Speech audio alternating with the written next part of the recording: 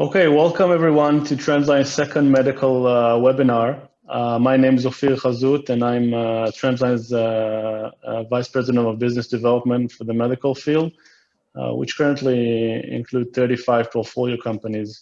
This is our second event in a series of webinars. In our previous session, we've explored collaborations with strategic companies, and today we want to talk about early stage investments and VCs. Trendline is one of Israel's leading early stage investor. We deal with these kinds of issues on a daily basis, and we're happy to share with from our knowledge and others' knowledge and experience.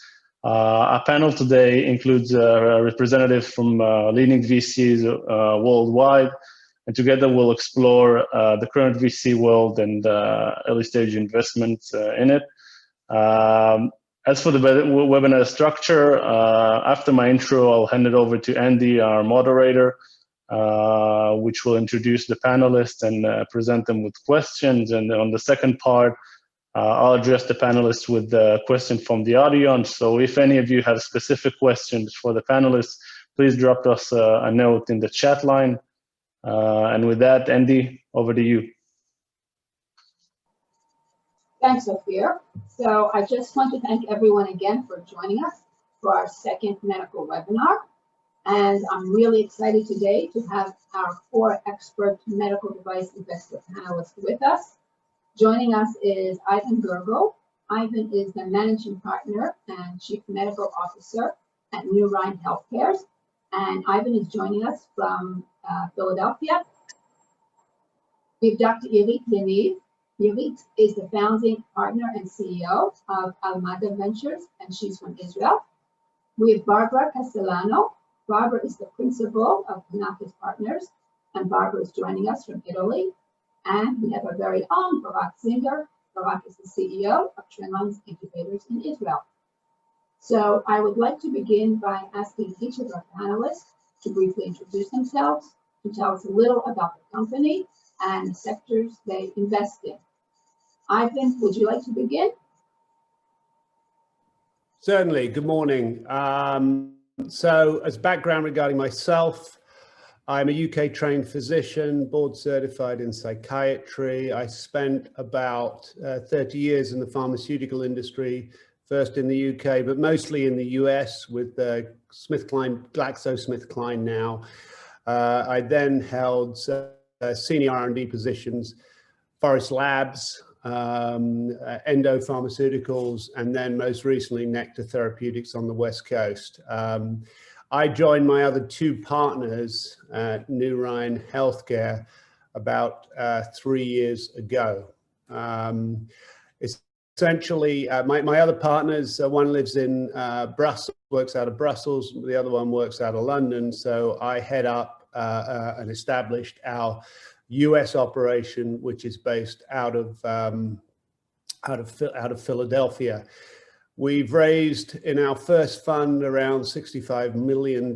We've invested most of it now. The fund really started up in sort of late 18, early 19, and we've made to date 5 investments. Our goal is to put in somewhere in the region of $10 to $20 million into each company in which we invest, and then be very active investors in those companies. Excellent. And what sectors do you invest in particular in the medical device sector? Yeah, so I think our initial role, we're pretty agnostic as opposed to sectors. We have 5 sort of driving criteria that sort of essentially dictate where we invest. 1 is sort of unmet medical need. 2 is proven scientific concept, and that could be in many forms, including sort of clinical data, for example, having been generated, or some other drug, for example, in that class having worked previously. Case of a device, it's more intuitive, but even then we like to see clinical data. Our 3rd criterion is that there must be a clear-cut clinical and regulatory pathway to success and approval. There must be IP or market exclusivity is the fourth. And finally, we believe strongly in health economic value. What we're not looking for is moonshots. We want things, we sort of make investments where things have a reasonably good chance of success. Okay, thanks, Ivan, for that introduction. Barbara, I'd like to hear from you on a little about yourself and the company and the fund. Yes, so I'm a chemist, pharmaceutical chemist by formation. After a few years of R&D, which is the dream of all the people with this formation, I joined the medical industry, where I worked for almost 20 years. Mainly in the cardiovascular segment. I spent 10 years of my previous life as a global marketing director of the heart valve business in Sorin, now Livanova. Then I moved to business development, mainly dedicating myself to investments in the structural heart segment. We made a number of investments for Sorin, some led to exits and an acquisition. Then I moved to a position as a global responsible for clinical regulatory and quality in a company developing coronary and peripheral stents. Then I joined the venture world, initially as an advisor for startups. Some of my clients were based in Israel as well, to get funded. We have been able to raise more than 20 million in the first year of activities of this advisory firm. So I was very happy. I was the CEO of that company and the founder. And then I joined a venture group, Panacas. I did like this project because Panacas was at its inception at that time, so at the beginning of 2016. Panacas is a venture capital fund based in Italy, in Milan. We make, and let's say the other three senior members of the investment management team are two coming from other venture capital, so with financial expertise. Another of the three founders is like me, with a very long-term experience in industry. And Panacas is completely dedicated to investment in the medtech. We have 18 million under management, the first fund. We look obviously at areas with clear unmet need and a clear, interesting potential market size. But also we have some segment that we consider the forefront of trends and paradigm shift. For example, robotics. We are looking at robotics as an emerging, very hot sector. We are looking at aging and degenerative disease due to obvious reasons, and hopefully, and also in addition to that, chronic disease and COVID. We will speak, I hope, about this pandemic is for sure increasing the number of patients suffering of chronic disease now and in the future. We are looking at gender health is another segment we are looking at, and we have made investments in the women health sector, not only for their health, but also for women as caregivers, you know, and so we are looking at that space. We are looking at microbiome. So not only the impact of metabolism, immunity, and gut-brain axis, but also the impact that bacteria have in different organs. And last but not least, we have not made investment yet in this segment, but we might do in the next future in digital health. Okay, thanks a lot, Barbara. Great to know. Irit, we'd like to hear from you now. Yeah, so Irit Yaniv, my background is medicine. I study medicine in Ben Gurion in Be'er Sheva University. Most of my years of career I spent on the operational side of medical device company. And about 9 years ago, I joined the investment. Would you like to tell us about Almeda Ventures? Yeah.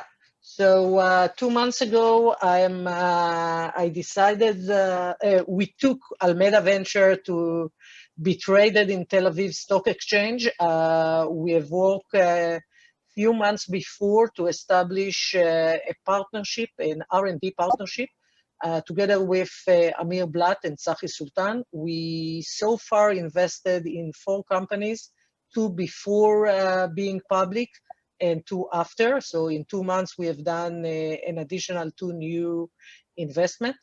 Digital health and medical device. We are looking for companies that are not too young and not too late.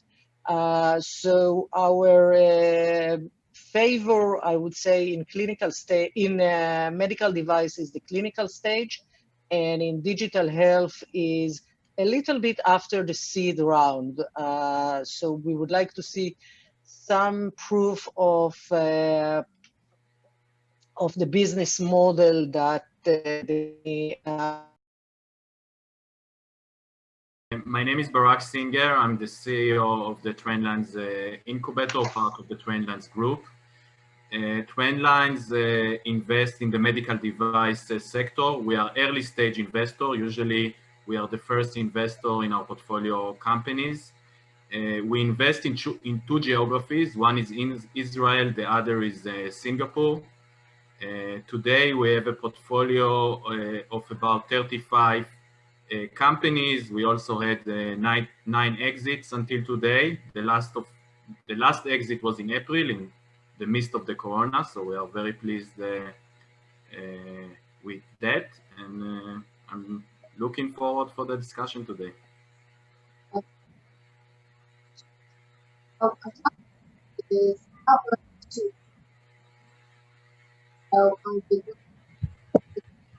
To our three VCs on the panel and ask them, when making an investment decision, what role does time to market or time to exit play in your decision?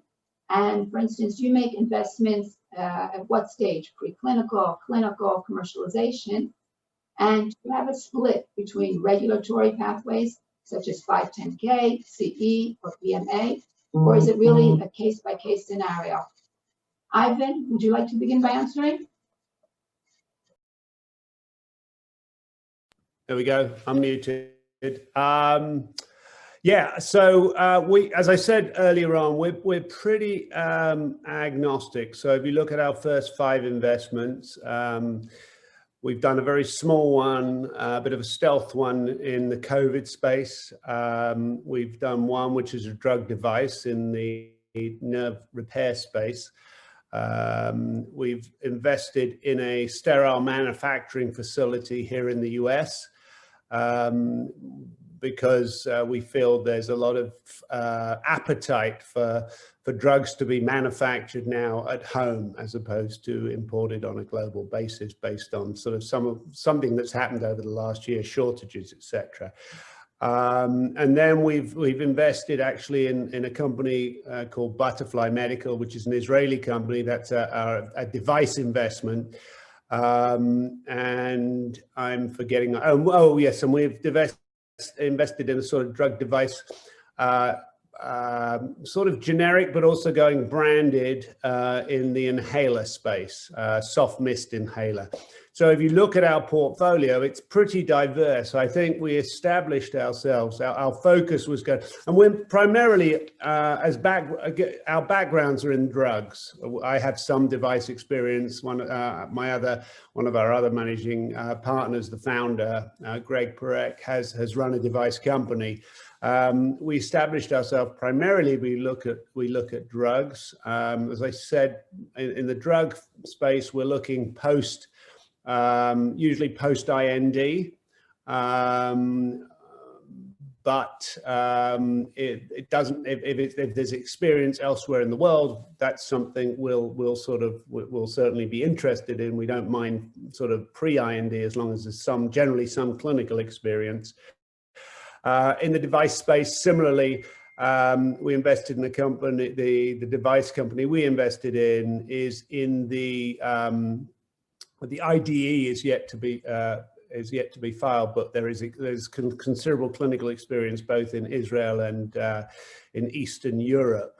So there was sufficient data to allow us to make a decision to invest. So in summary, I think we'd say we are, in essence, post IDE, if we think about devices, whether 510K or PMA. I'm not sure we differentiate, given that we're drug people by background. PMA is actually probably more interesting for us, or de novo 510K, something like that. It's sort of, we like to invest where there's a need to do clinical studies, where there's clinical work to be done. As we look at it, each of the three managing partners brings something different to the table. This is how we look at our investments. So I look at it really from a feasibility standpoint. Will it work? Is it likely to technically work either sort of in the clinic? And, you know, is it likely to, is there a easy pathway that we know we're likely to get it through the regulators? So when I generally do the first sort of assessment, if you like, of assets. The second partner is Subhanu Saxena. He's comes from the commercial side. He's ran commercial for Novartis. He ran the Indian company Cipla, which is a large, about 25,000 person company. He'll look at things from the commercial and the access and the reimbursement standpoint. And then our third managing partner, who's the founder, Greg Parak, his background is as a banker, and he ran M&A for 7 years at Novartis before he established New Rhein. And his perspective is what about exits? How can we how can we exit? We don't really want to be in an investment for more than 3 to 5 years. So each of us brings a different perspective to the investment, and each of us has to sign off on it. You know, whether the science is sexy or not, I may think, but if no one's going to pay for it, then we're not going to invest in it. And if we can't get out of it, no one's going to invest in it either. So that sort of gives a bit of background on what we're looking at. Okay, very good information to know. Barbara, would you like to let us know at Panacas what your investment strategy is? Yes. So we invest, let's say, from Series A, usually up to early commercialization stage companies. We have made also 1 or 2 seed investment.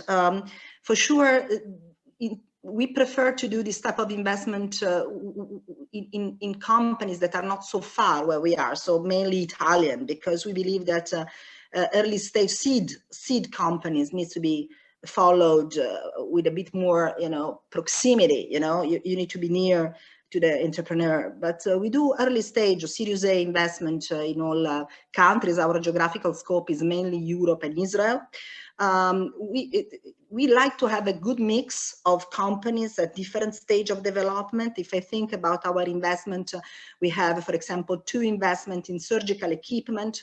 One at the time of investment was at early commercialization. Another one was preclinical. We have investment in vitro diagnostic, also a different level of stage of development. One at Series A and another at Series C, for example. One was a seed level. We have 6 investment in therapeutic devices. Also in this case, investment from preclinical stage, and some others were, let's say, at already C-marked device, and an investment in vitro diagnostic at a very early stage.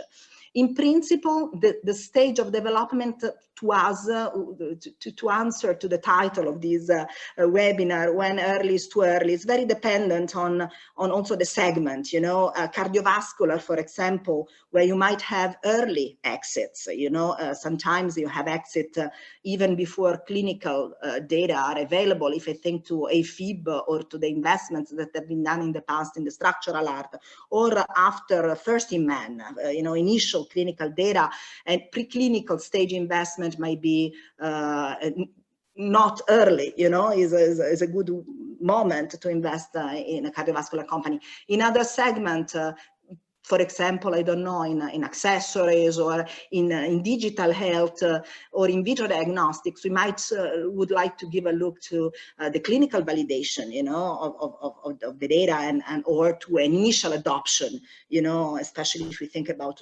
wearables or a project like those.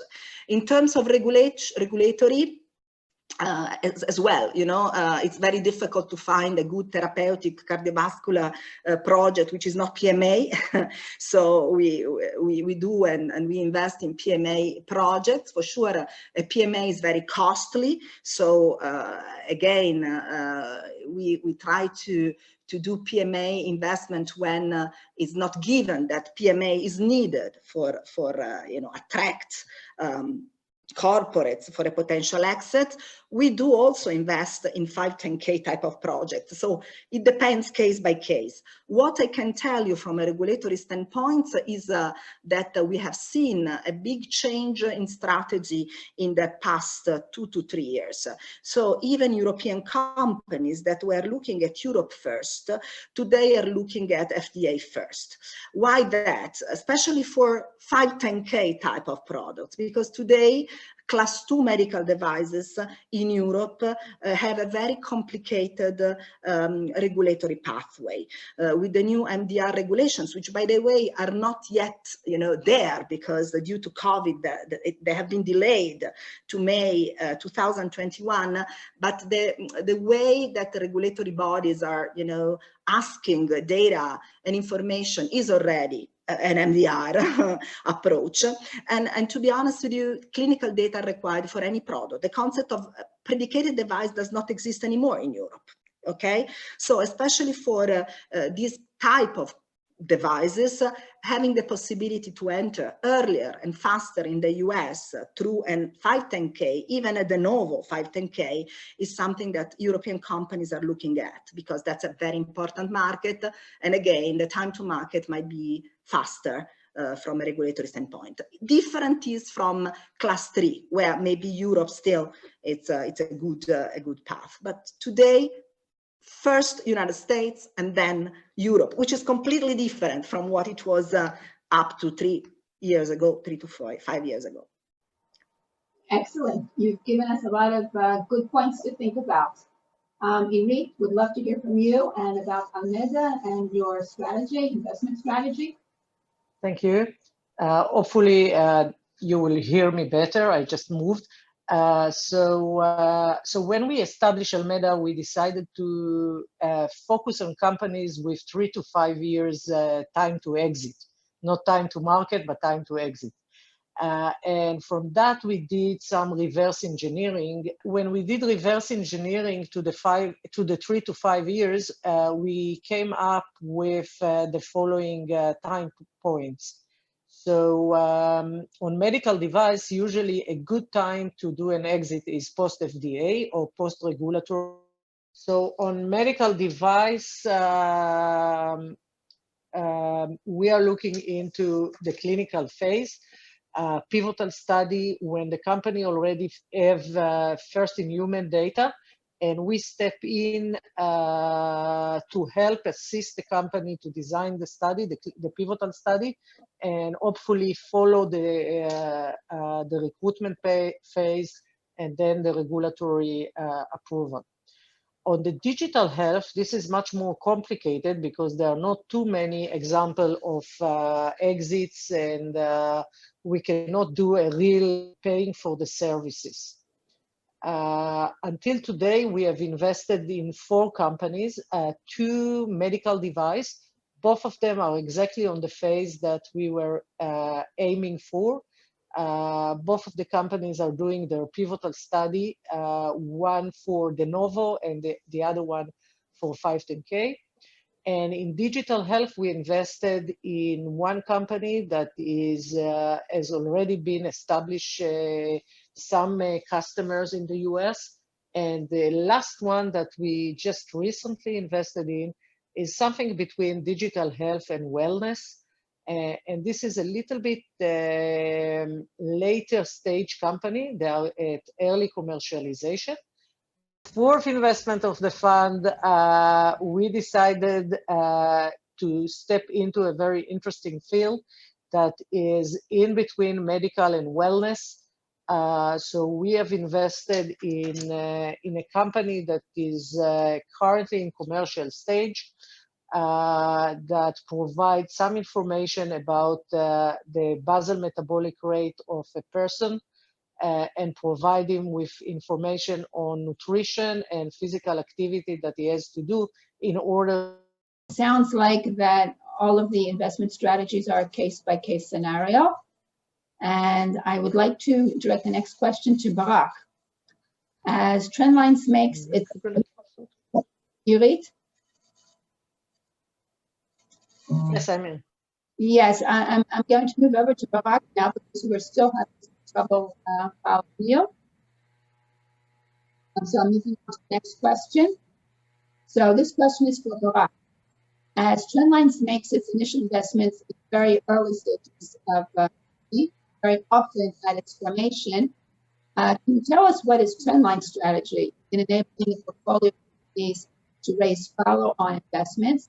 And tell us if Trendline's portfolio companies have been successful this past year raising money?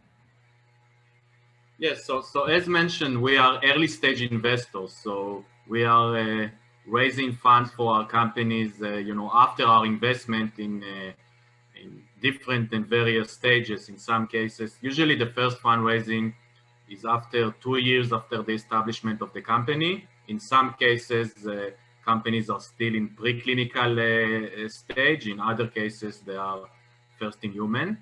And as we know, raising in the medical device field is not easy. It's not like, I'm always saying, it's not like raising for a cyber company or a software company or an area when you have numerous amount of investors. And we make it our profession of raising money for our portfolio companies. This is something that we are doing on a day-to-day basis. We have, on the medical side, we have about 7 or 8 people in Trendlines that are, their main work is to work with different kinds of investors. So we are creating our network on a day-to-day basis. We are attracting different types of investors. One of them is strategic partners. Our strategy is to partner with strategic partner in an early stage. So you can find companies like B. Brown and Johnson & Johnson and Labori and others that invested in our portfolio companies, not only in a stage which is pre-revenue, pre-commercial, in some cases even preclinical. So we do a lot of work with strategic, VCs, obviously. And when we are doing the smaller rounds of investment, like what, more like an angel investment, we try to also have it like, we call it semi-strategic, to raise money from people that understand the industry. So in many cases, when we raise a round, which is still too early for an VC or for a strategic partner, our investor will be physician. We have many US physicians that invested in our portfolio companies. We have medical distributors that invested in our portfolio companies. So we do a lot of work around all the ecosystem of investment in the medical field. And you ask also, Andy, about the last year of, which was obviously very challenging to raise money with the COVID. We see, by the way, in this webinar today, how challenging it is to do everything via Zoom and line that is working and not working. And obviously with investors like Ivan did an investment in an Israeli company and they couldn't come to Israel. So it's for sure very challenging time for fundraising. But I can tell you that for us, this year was a very good year for fundraising. Our portfolio companies raised about $40 million this year. And I think we are quite pleased with the year that we had for fundraising. I think that next year will be more challenging for everyone because financing that everyone saw during 2020, many of the processes started in 2019. So many investment and M&As and things like that, the process started before COVID-19 and then it was closed during the year. These days, if an investor needs to do an investment from 0 to 1,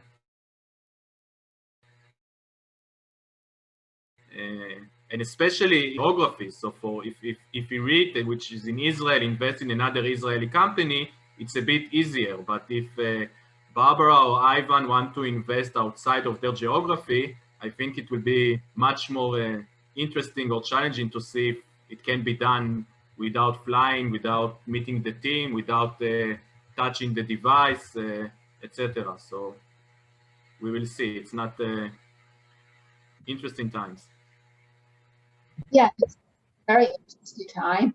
And with that, continuing with what you were talking about, the hardships of doing due diligence during the COVID period, I'd like to ask our two VCs abroad, how are they evaluating new projects, new investments during this lockdown? If they can tell us how they're handling it. And in particular, what would make them invest in an Israeli company in today's new normal versus a company that's close to home? If they can give tips to the Israeli companies in order to help them find investments overseas. Do you want me to go first? So I think what's interesting, and I think, Barak, it's interesting comment you made that these started in 19. I think we visited Butterfly actually in 19. My partner Greg was there in 19. So yeah, that was the start of it. But all of our due diligence was conducted virtually. Similarly, we bought the manufacturing site purely virtually in the US. That was in Florida. And travel between states over here is not that different than traveling between countries, particularly at the moment. So you know, I actually went down to Florida to meet the folks that we were going to get into bed with, if you like, when we bought the plant, to have dinner with them, etc. And this was in the midst of everything, but it was sort of something I decided to do. They were fine with it, etc., etc. I think I hadn't thought about it from a 19 sort of start perspective, but you know, the manufacturing facility was all a 2020 deal. The small COVID thing we did was people we met before, and we were looking for a project to enter into it. This was a sort of a ground up, small sort of skunk work thing that we're working on.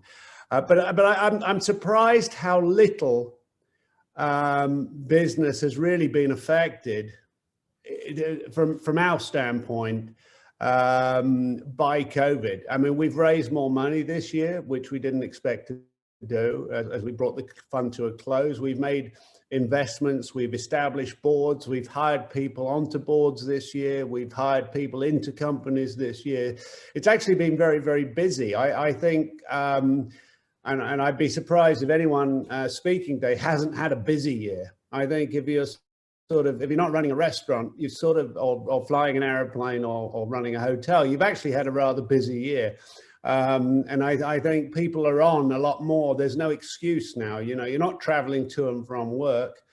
You're certainly not flying anywhere. So when people want to pull a meeting together, it's usually relatively straightforward and simple. Most people can do it in the week you ask because they're at home. So I think there's been considerable productivity, and I think given that a lot of what we do is empirically and data based,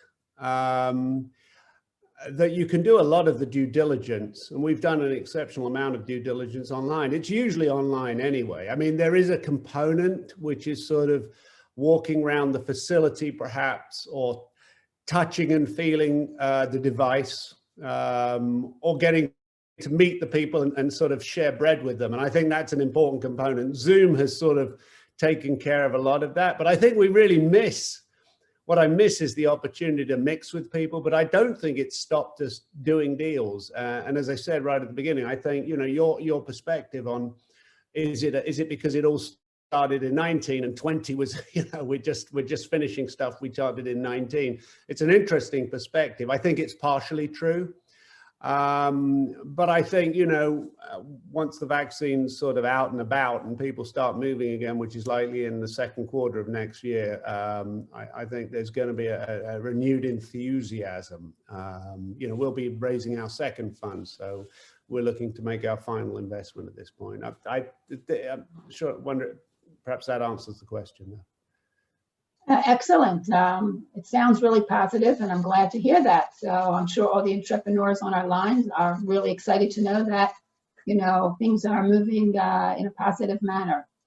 Barbara, would you like to let us know how you guys are handling due diligence? Yes. First of all, I wanted to say a few words on what I think about COVID. For sure, COVID is a negative experience for everybody. We're speaking about more than 1.4 million deaths, plus 62 people, patient affected, so 62 million people affected worldwide. And this, in my opinion, has changed forever, you know, the social and individual health. You know, we are aware that our healthcare system have a lot of limits, have been inefficient to deal with pandemic. And so all the countries, especially Western countries that have contributed, sadly, very much to this big amount of patients and issues, will invest a lot, and they will. We are speaking about, at least in Europe, 1 trillion euros per country, and Europe as well will contribute to the healthcare. And contributing to the healthcare doesn't mean only to hospitals or you know, physicians, but they will invest, and they have already started to invest in R&D project for vaccines, for monoclonal antibodies, for home care, you know, of people that don't need to go to the hospital, especially chronic patients.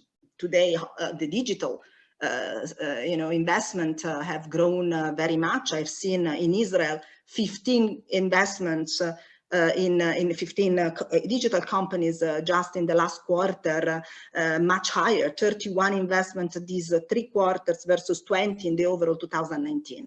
And I don't believe that this is only due to things which were seen in 2019, because, for example, we have invested into companies which we started looking at in 2020, and they're not COVID oriented, by the way. Yeah, so we didn't change too much our investment strategy. What we have changed is, first of all, the number of opportunities that we are receiving that have increased, you know, and we have seen companies that have or readjusted their strategy or added a new product, for example, to deal not only with COVID, but for example, for early diagnosis of new potential pandemic, for antibiotic resistance, again, digital, home care. So we have seen, you know, a lot of excitement in a very sad period, I mean. So it's like to look at opportunities in something which is not good, but I like to see that, because I see a lot of not only opportunities for investment, but also opportunities for health, you know, a new interesting technologies coming out. And also the European expertise, which was almost lost, for example, in monoclonal antibodies on vaccines, but Europe is very strong in that. And a lot of new groups and new industry are working at that, and this is positive. And also other stuff. For example, Italy, we found ourselves without masks, without ventilators at the beginning of the pandemic, because we have been the first affected countries in Western European and Western countries. And so, because we had, you know, delocated all our companies, you know, so we had to relocate companies in Italy. So also manufacturing companies, manufacturing operations have been relocated again in the original countries. And I don't think this will finish after COVID. I don't believe. I think that this is something which has been initiated and which will continue. In addition to that, also, for example, in our portfolio, we had 2 companies that we could, for sure, not, you know, change the strategy, but to add additional points, value proposition to our devices. For example, we have a device which is capable to remove the smoke during laparoscopic intervention. And this capability is very good today in COVID, because the smoke which is coming out during the laparoscopic intervention for affected people can, you know, affect the physicians and the nurses inside the operating theater. So devices like that, and we have seen a very good results in terms of sales and also in terms of the interest of a big corporate which has started to distribute our product in the United States. Or another product which is an eco assessment of osteoporosis. Now we have done a number of patients where we have assessed from an ultrasound standpoint. Is a system which is very easy to understand, so can be also used by nurses, not only by experienced operators, to assess the presence of COVID affecting the lungs, because it has been shown that ultrasounds are a very good method to assess COVID. So I believe that we need to see it not only, for sure, we cannot do anything else than trying to respect rules, social distancing and stuff like that, reaching the first vaccines in order to come out from this pandemic. But in my opinion, this has made us understand that pandemic happens, and we need to be ready, and the attention towards healthcare, in my opinion, will remain. So our strategy has changed also because we need to pay more attention to our companies that are in a commercial stage or in clinical stage, because today selling devices which are not for emergencies or doing clinical studies which are not COVID oriented is extremely complicated, almost impossible. So we need to give a look to these companies, helping them understanding how to be of help to them in the next months to come.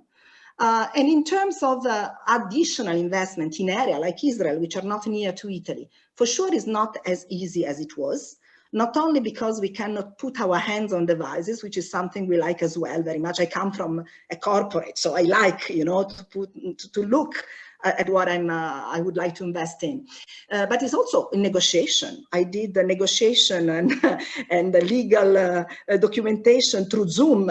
To be honest with you, that's not the best way to do such type of things, but we have been able to do so. For investment in Israel, for sure, for us, it's more important than in the past, could be more important to have local co-investors, because this would represent our hands and our eyes, in the territory, and this could become an important requirement in the next few months for us to start and to look at Israeli opportunities. But we receive a lot and we find them very, very promising. Okay, thank you for that answer. I'm glad to know that you're looking also at Israeli companies for investment, and we hope that you'll make in the future, the near future, some investment in portfolio companies. Irit, as a local investor, maybe you want to tell us a little about the VC landscape in Israel, if it's changed in the past year, or how you guys are doing due diligence as you also are making investments overseas.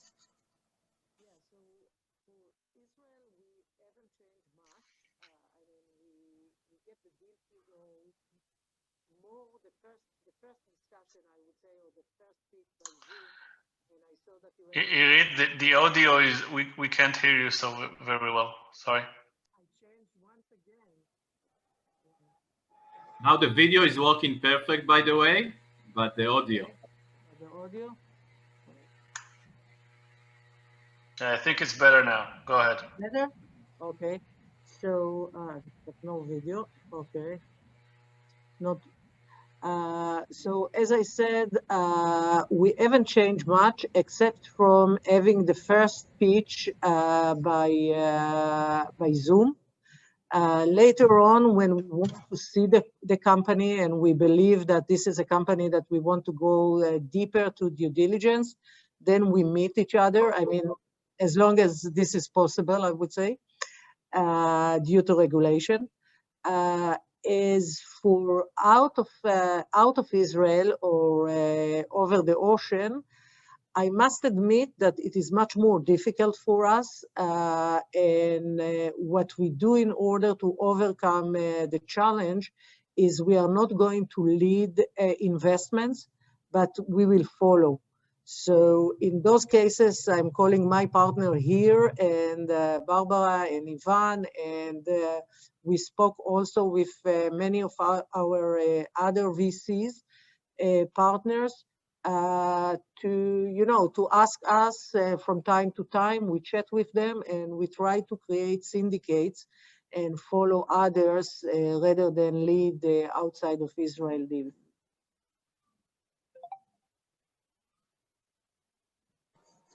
Okay, I'm glad to know that Israeli companies can come to you and together with other investors overseas can actually succeed in raising money during these difficult times.